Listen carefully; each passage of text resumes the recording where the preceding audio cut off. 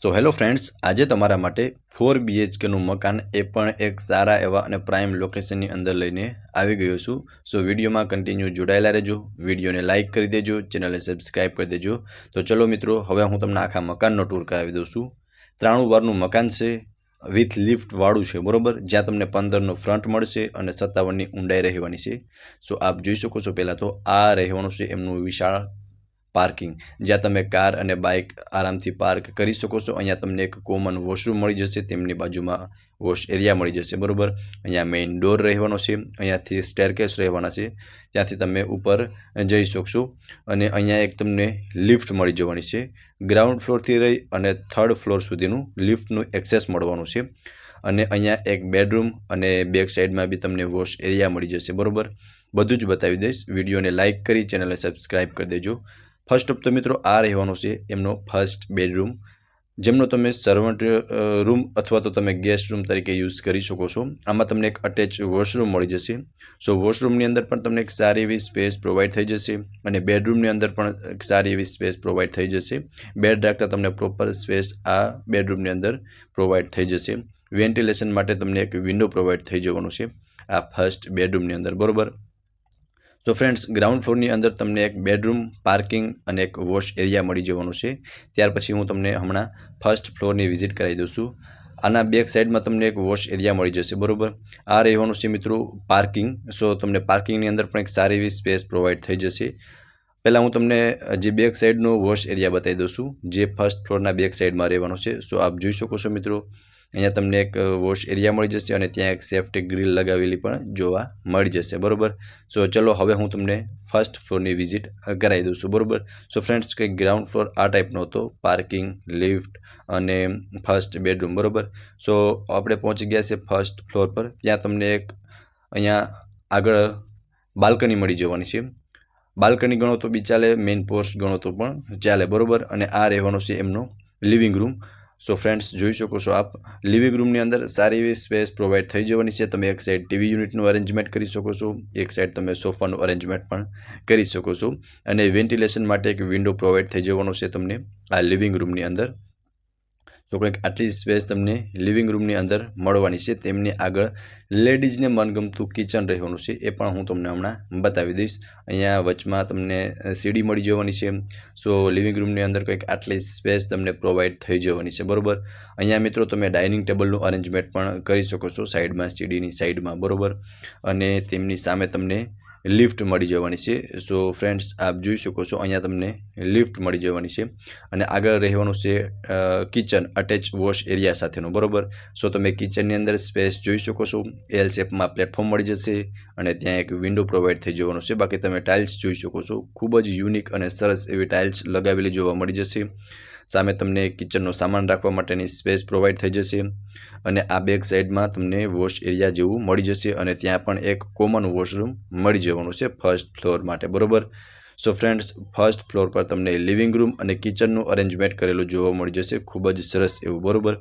હવે આપણે જઈશું સેકન્ડ ફ્લોર પર, જ્યાં સેકન્ડ એન્ડ થર્ડ બેડરૂમનું અરેન્જમેન્ટ કરેલું છે. સો ફ્રેન્ડ્સ, આપ જોઈ શકો છો, બંને સાઈડ બંને બેડરૂમનું અરેન્જમેન્ટ કરેલું છે.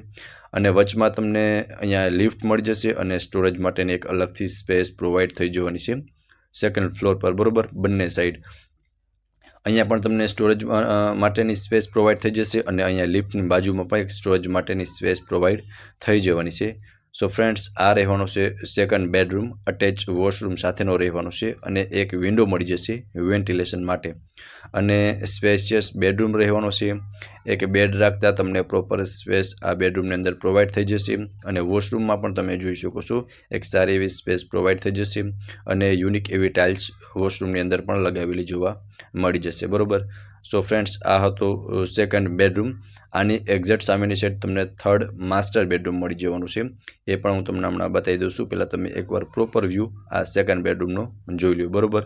આની સામેની સાઈડ તમને થર્ડ બેડરૂમ મળવાનો છે, જે માસ્ટર બેડરૂમ રહેવાનો છે. અને અહીંયા લિફ્ટ અને તેમની બાજુમાં પણ તમને એક સ્ટોરેજ માટે સ્પેસ પ્રોવાઈડ થઈ જવાની છે, બરાબર. અહીંયા ભાઈ તમે ફર્નિચર બી કરાવી શકો છો, અધરવાઇઝ તમે એમને બી યુઝ કરી શકો છો, બરાબર. અહીંયા સ્ટેરકેસ રહેવાના છે અને અહીંયા રહેવાનો છે થર્ડ માસ્ટર બેડરૂમ.